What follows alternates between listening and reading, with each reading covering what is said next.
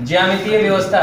ठीक है, हम लोग लास्ट में देख चुके हैं कि विवर्तन की घटना क्या है और उसमें सिंगल स्लिट की मदद से हम लोग कैसे विवर्तन का पैटर्न प्राप्त करते हैं। अब उसका हम लोग जो है ज्योमेट्रिकल अरेंजमेंट देखेंगे, तो इसमें क्या क्या चीजें होती हैं आसानी से समझ लेंगे। ठीक है, और उसके बाद फिर इसका एक्सप्लेनेशन भी देखेंगे कि मतलब उसका व्याख्या कैसे हो रहा है और हमको जो है जो यहाँ पर प्राप्त होता है स्पॉट, ब्राइट स्पॉट और डार्क स्पॉट जो हमको प्राप्त होता है वो किस तरह से प्राप्त होता है, ये चीज हम देखेंगे। ठीक है, तो कहने का मतलब सिर्फ इतना है कि हमारे पास, हम मान लेते हैं कि हमारे पास एक लाइट सोर्स है ये देख रहे हैं, और यहाँ पर जो है आगे हमने एक लेंस रख दिया हुआ है इस तरह से। ठीक, ये लेंस सिर्फ और सिर्फ इतना काम करेगा कि जो भी अपने पास यहाँ से लाइट निकलेगी और वो इस लेंस को इस तरह से हम व्यवस्थित करेंगे कि वो इसको समतल कर देगा। मतलब आगे की तरफ जो भी, जैसे यहाँ से आपका तरंगाग्र चलेगा और ये तरंगाग्र कैसा रहेगा, यहाँ से जो तरंगाग्र चलेगा वो गोलीय रहेगा, और ये गोलीय तरंगाग्र जब इसके पास, मतलब इसको हम इस तरह से व्यवस्थित करेंगे। देखिए आप समझिए, अगर इधर से देखो कि इधर से लाइट आ रही है तो आगे आकर के फिर क्या हो रहा है, एक बिंदु पर मिल रही है। तो फिर ऐसे इसका उल्टा व्यवस्था भी बनाया जा सकता है कि जब यहाँ से जो प्रकाश, या ऐसे आप समझिए कि ये जो सोर्स रखा हुआ है वो कहाँ पे रखा हुआ है, इनफाइनाइट पे रखा हुआ, तो वैसे भी आपका जो वहां से अनंत से चलने वाली प्रकाश किरणें होती हैं वो क्या हो जाती हैं, समतल हो जाती है आगे चल करके। तो ऐसे ही हमको ये व्यवस्था बना लेंगे। सिर्फ इतने मतलब इस लेंस का सिर्फ इतना काम है कि ये जो प्लेन है, मतलब लाइट थी उसको प्लेन वेव फ्रंट के रूप में आगे प्रोपोगेट करवाएगा। ठीक, अब देखिए आगे हमने एक स्लिट ली हुई है, यानी एक झिर्री ली हुई है, ए बी हमने एक स्लिट यानी झिर्री लिया हुआ है, और यहां से जब प्रकाश की किरणें जो भी आएंगी यहाँ पर आपतित होंगी, तो आप जानते हो कि माध्यम का हर कण जो है एक नए तरंग स्रोत का कार्य करेगा। तो यहाँ पर भी इनफाइनाइट नई नई तरंगिकाएं यहाँ पर जनरेट हो जाएंगी। ए बी जो है एक झिर्री है, और यहाँ पर जब ये समतल तरंगाग्र आकर के आपतित होगा तो अपवर्तन के बाद में, यहाँ से निकलने के बाद में, यहाँ से जब पास थ्रो आउट होगा तो उसके बाद में क्या होगा, यहाँ नई नई बहुत सारी तरंगिकाएं जनरेट हो जाएंगी। अच्छा, एक चीज और है कि ये डिफ्रैक्शन से कैसे डिफरेंट है। डिफ्रैक्शन में हमने देखा था कि डबल स्लिट होती थी और वहां पर दो अपने पास वेव फ्रंट होता था, यानी दो तरंगाग्र होता था, और सेम उसमें क्या कहते हैं, उसका फ्रीक्वेंसी वगैरह सेम होती थी, और इस तरह से वो होता था। लेकिन अपने पास यहाँ पर केवल एक ही वेव फ्रंट रहेगा, एक ही तरंगाग्र रहेगा। उसी में जब यहाँ पर ये माध्यम के कणों से वो टकराएगा, उसके बाद में ढेर सारी जो है नई तरंगिकाएं जनरेट होंगी। तो इस तरह से उनके ही अध्यारोपण से हमको ये विवर्तन की घटना देखने को मिलेगी।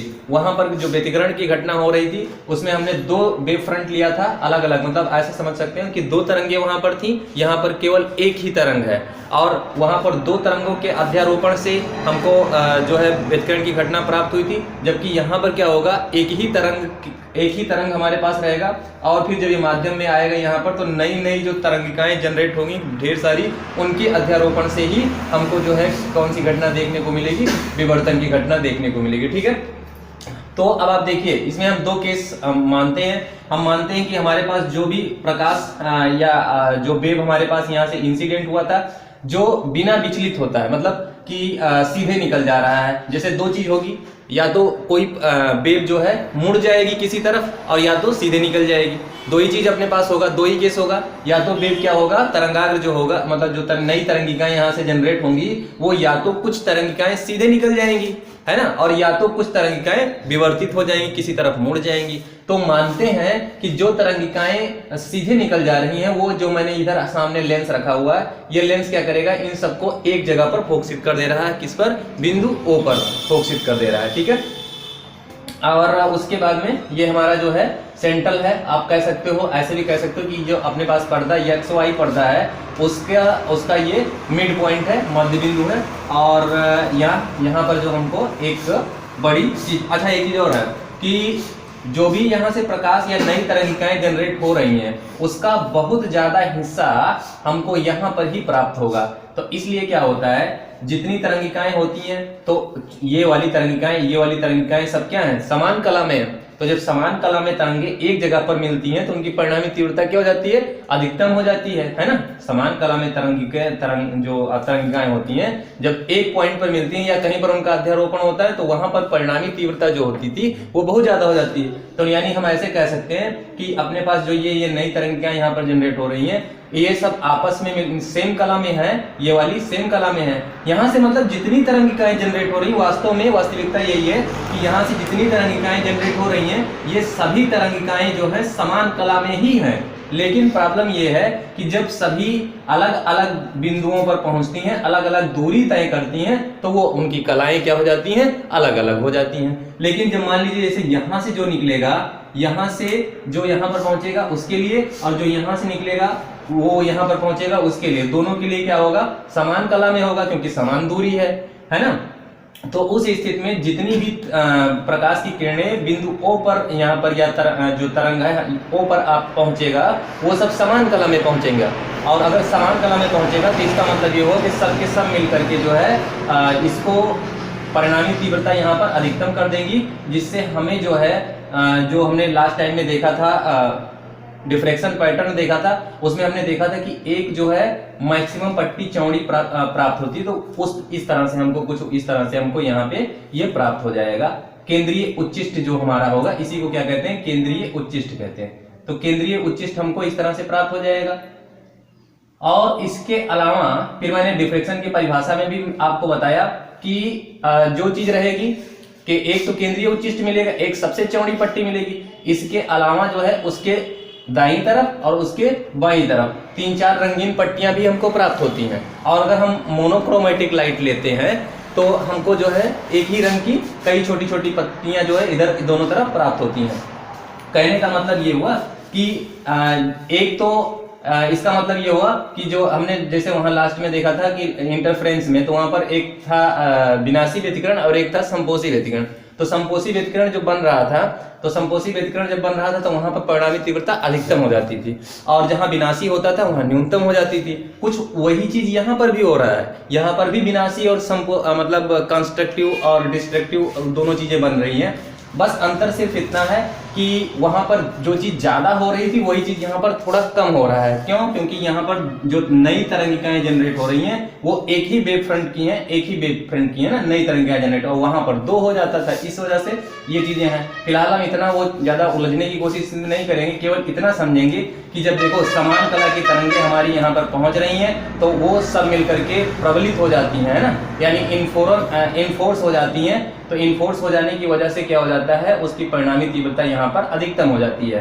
ठीक, दूसरी तरफ जो तरंगे यहाँ से चल रही हैं, मान लो कि ये थीटा कोण पर विवर्धित हो रही हैं, थीटा कोण पर यहाँ मुड़ जा रही हैं, तो ये वाला एंगल भी हम मान लेते हैं कि थीटा, मतलब जो तरंगे सीधे बिना विचलित हुए निकल गई वो बिंदु O पर मिल गई, और जो तरंगे थीटा कोण पर विचलित होती हैं वो हम मान लेते हैं कि कितनी दूरी पर मिल रही हैं, P बिंदु पर मिल रही हैं। ठीक है, तो उसके बाद में क्या होता है कि जो P बिंदु पर मिलेंगी, और हम ये भी कह देते हैं, हम यहाँ से जो है इन दोनों के बीच में अगर हम पथांतर देखें, ये दोनों चूंकि पहले तो यहाँ से जब निकली थी तो ये समान कला में थी, लेकिन ये अलग अलग दूरी होने के कारण, देखो ये दूरी अलग है और ये दूरी अलग है, तो दोनों की अलग अलग दूरी होने के कारण क्या हो जाता है कि इनके बीच की जो कला होती है वो अलग हो जाती है। यहाँ पर मतलब कहने का ये कि दोनों वेव जो पहुंचती हैं यहाँ पर वो अलग अलग कला में होती हैं, समान कला में यहाँ पर नहीं पहुंचती हैं। तो जिसके कारण क्या होता है, हम उसमें पथांतर वगैरह निकालते हैं। हम यहाँ से क्या कर दे रहे हैं, एक परपेंडिकुलर इस पर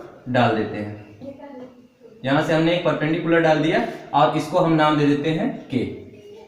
ठीक है, तो अपने पास देखिए ये एंगल जो है कितना है, परपेंडिकुलर डालेंगे तो आपको पता है 90 डिग्री एंगल हो जाएगा, और ये वाला थीटा है। और आप देखिए चूंकि ये सीधे निकल गई है, ये लाइन क्या है, सीधे निकल गई है, और अगर हम इसको मैं ऐसे खींचूं तो आपको पता होगा कि ये वाला एंगल भी कितना होगा, 90 ही होगा। ठीक है, तो अगर ये थीटा है और ये पूरा एंगल 90 है, तो ये वाला अगर एंगल मैं आपसे पूछूं कि ये वाला एंगल कितना होगा, तो कितना हो जाएगा, 90 माइनस थीटा हो जाएगा। और फिर देखिए ये 90 माइनस थीटा अगर हो गया और ये 90 है, तो ये वाले एंगल की मैं अगर बात करूं, ये वाला एंगल, तो कुल मिला के मैं ऐसे इसको खींच दे रहा हूं डॉटेड लाइन से ऐसे, तो ये वाला एंगल जो हमको मिलेगा वो भी क्या हो जाएगा, थीटा हो जाएगा। क्यों? क्योंकि ये 90 माइनस थीटा है और ये आपका 90, तो ये वाला हमको मिल गया थीटा।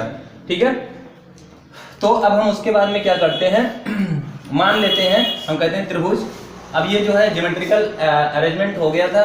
अभी हम लोग ये एक्सप्लेनेशन देख रहे हैं कि कैसे कहाँ पर जो है केंद्रीय उच्चिष्ट प्राप्त होगा, या कहाँ पर उच्चिष्ट प्राप्त होगा, कहाँ पर निम्निष्ट प्राप्त होगा। उच्चिष्ट और निम्निष्ट का तात्पर्य सिर्फ और सिर्फ इतना है, जहां पर उच्चिष्ट प्राप्त होगा वहां पर परिणामी तीव्रता अधिकतम होगी और वहां पर प्रकाश की एक पट्टी आपको नजर आएगी। ठीक है, और जहां पर निम्निष्ट प्राप्त होगा वहां पर आप ये समझिए कि परिणामी तीव्रता न्यूनतम होगी या परिणामी तीव्रता पहले की अपेक्षा कम होगी, जिससे वहां पर आपको क्या होगा, अंधकार प्राप्त होगा या ब्लैक स्पॉट प्राप्त होगा। ठीक है, तो वही चीज हम लोग कैलकुलेट करेंगे मैथमेटिकली कि कहां पर हमको जो है ये प्राप्त होगा, है ना, उच्चिष्ट प्राप्त होगा और कहां पर निम्निष्ट प्राप्त होगा। तो देखिए पैटर्न, अगर की पैटर्न की बात करें तो कुछ इस तरह से बनता है। यहाँ पर पैटर्न जैसे ये अपने पास था, अब ऐसे, और यहां पर फिर आगे भी जो है ऐसे ऐसे, मतलब ये परिणामी तीव्रता लगातार फिर क्या होती है, डिक्रीज करती जाती है, घटती जाती है।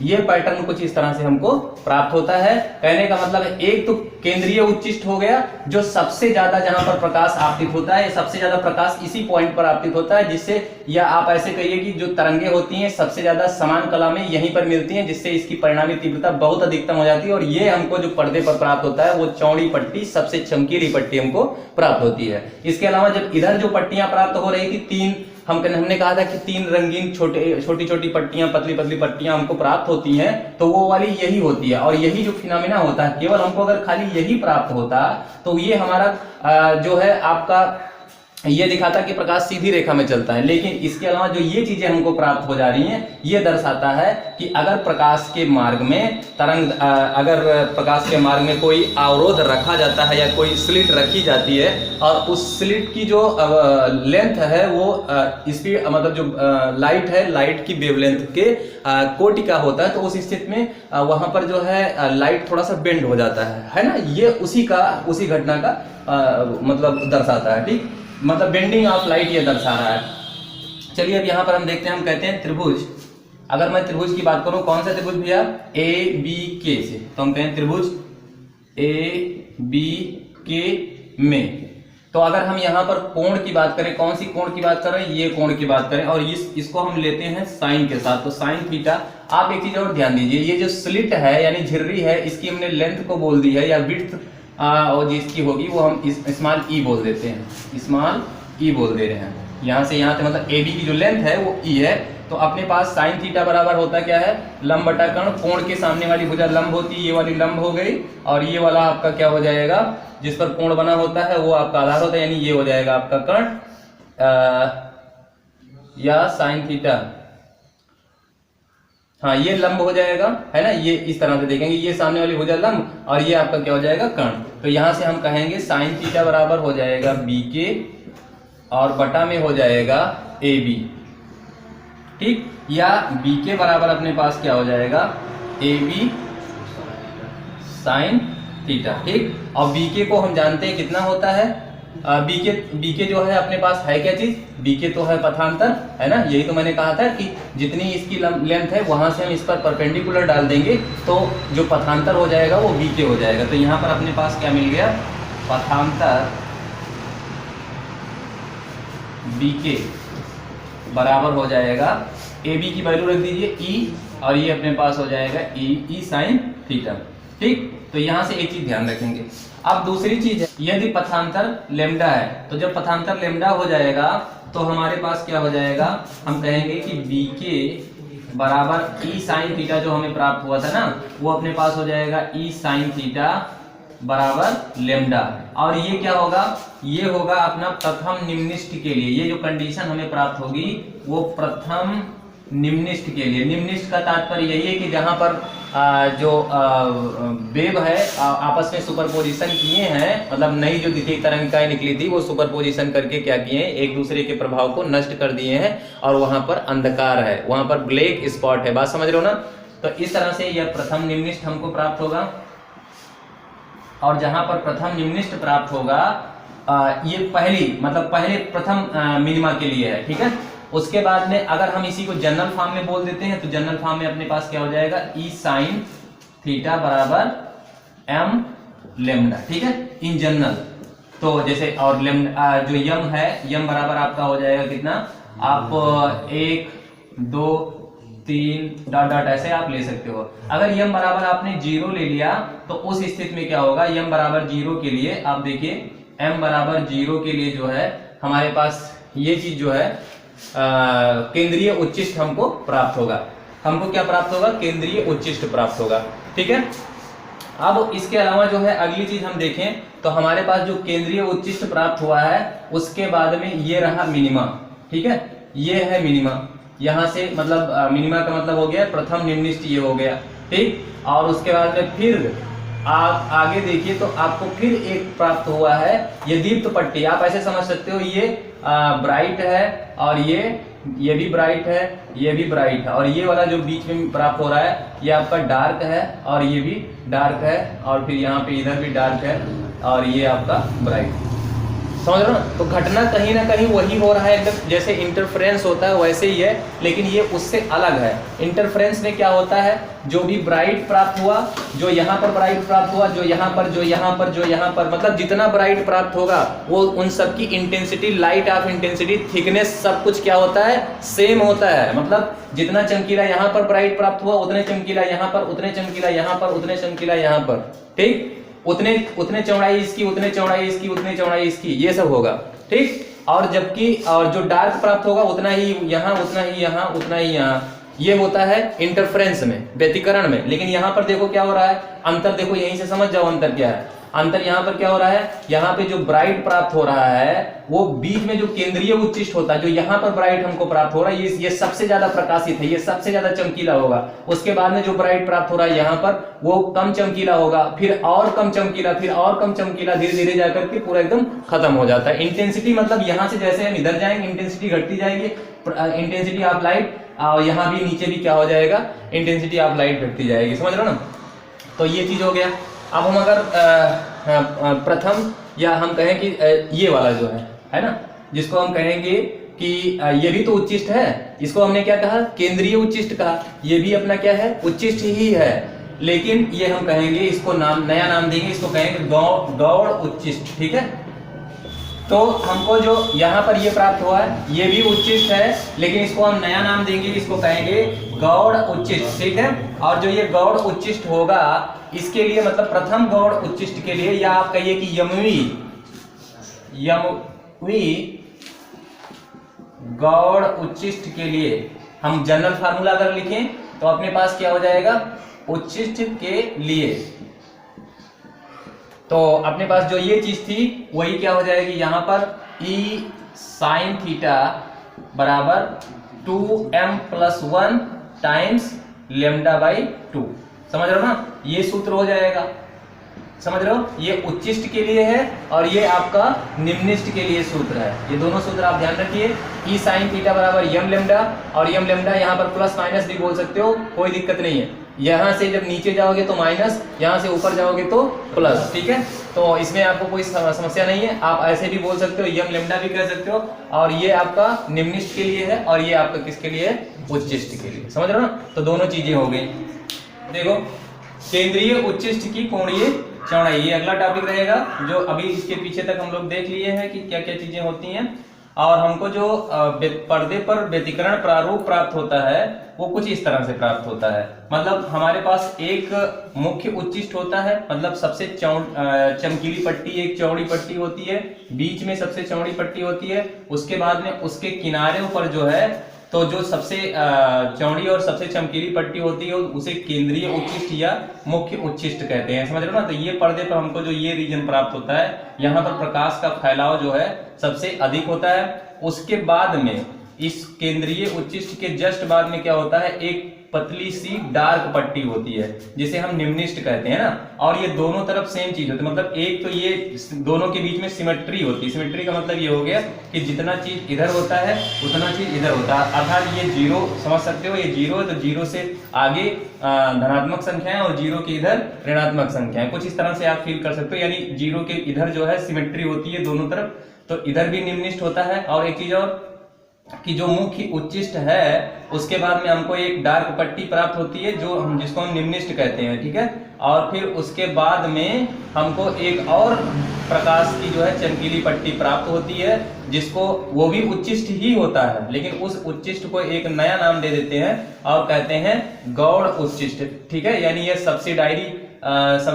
सब्सिडायरी आपका जो है मैक्सिमा होता है, सब्सिडायरी मैक्सिमा होता है ये, और उसके बाद में फिर ये चीजें होती हैं। और रही बात ये कि मतलब इंटेंसिटी ऑफ लाइट, ये जो चीज मैंने ग्राफ बनाया हुआ है ये इंटेंसिटी ऑफ लाइट, प्रकाश की तीव्रता और आपका जो है कोणीय चौड़ाई के बीच में हमने इसका ग्राफ बनाया हुआ है, ठीक है।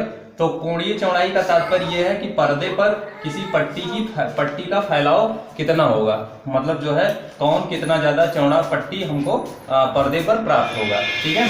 तो अब आप देखिए जैसे यहाँ पर है, यहाँ से यहाँ तक की जो दूरी है ये वाली, यहाँ से यहाँ तक की जो दूरी है ये वाली हमारा क्या है, जीरो से यहाँ तक ये हो गया लैम्डा बाई ई। जैसे हमें हमारा टॉपिक क्या है, केंद्रीय उच्चिष्ट की चौड़ाई, ठीक है ना। तो इसकी अगर हमें चौड़ाई निकालनी है तो हम लैम्डा बाई ई इधर ले लिए, ये वाला भाई यहाँ से यहाँ तक इसका फैलाव है ना, आप देखोगे यहाँ से पूरा लेकर के और यहाँ तक ये पूरा क्या है केंद्रीय उच्चिष्ट की चौड़ाई है। तो जीरो से लेकर के यहाँ तक की जो डिस्टेंस हो गई वो आपका हो गया लैम्डा बाई ई, यानी कि ये डिस्टेंस जो हो गई लैम्डा बाई ई हो गया। और फिर इधर भी तो लैम्डा बाई ई है, यानी कुल दूरी की अगर बात करोगे मतलब कुल केंद्रीय उच्चिष्ट की चौड़ाई या कुल चौड़ाई भी आप कह सकते हो, तो ये आपका क्या हो जाएगा भाई थीटा हो जाएगा। थीटा बराबर अपने पास आया है लैम्डा बाई ई, देखो थीटा आपका क्या मिला पहली बार में आधा लेके मिलेगा, और दोनों एक थीटा ऐसे और मिलेगा, एक थीटा बराबर लैम्डा बाई ई और मिलेगा। या आप वैसे भी डायरेक्ट बोल सकते हो कि यहाँ से यहाँ तक की जो कुल दूरी है वो हो जाएगा 2 थीटा बराबर 2 लैम्डा बाई ई।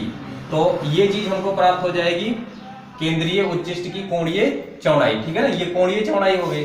लेकिन अगर मान लीजिए हम रैखिक चौड़ाई प्राप्त करना चाहते हैं, ठीक है, और इसके अलावा जो है रैखिक चौड़ाई प्राप्त करना चाहते हैं और मान लेते हैं कि यदि जो पर्दा है हमारे पास झिर्री है और झिर्री और पर्दे के बीच की जो दूरी है वो कैपिटल डी है, ये तो पहले ही बोला गया है। तो उस स्थिति में जो रैखिक चौड़ाई हो जाएगी, ठीक, पर्दे पर रैखिक चौड़ाई जो हो जाएगी वो अपने पास हो जाएगी 2x बराबर हो जाएगा ये चीज। इसी में आप मल्टीप्लाई कर दीजिए किसका, ये झिर्री और पर्दे के बीच की दूरी को। तीसरी चीज हो जाएगी जो अपने पास फोकसन लेंस है, यानी जो लेंस था हम लोगों के पास यल था वो उसकी अगर फोकस दूरी आपको दी गई है यल, तब उस स्थिति में जो रैखिक चौड़ाई हो जाएगी वो 2x बराबर आपका हो जाएगा। फिर से वही चीज ले लीजिए 2 लैम्डा अपान ई और इसके साथ मल्टीप्लाई कर दीजिए f का। तो ये कुछ फार्मूले हैं जिनको आप ध्यान रख सकते हैं और ये जो मदद करेंगे आपको न्यूमेरिकल हल करने में, ठीक है भैया।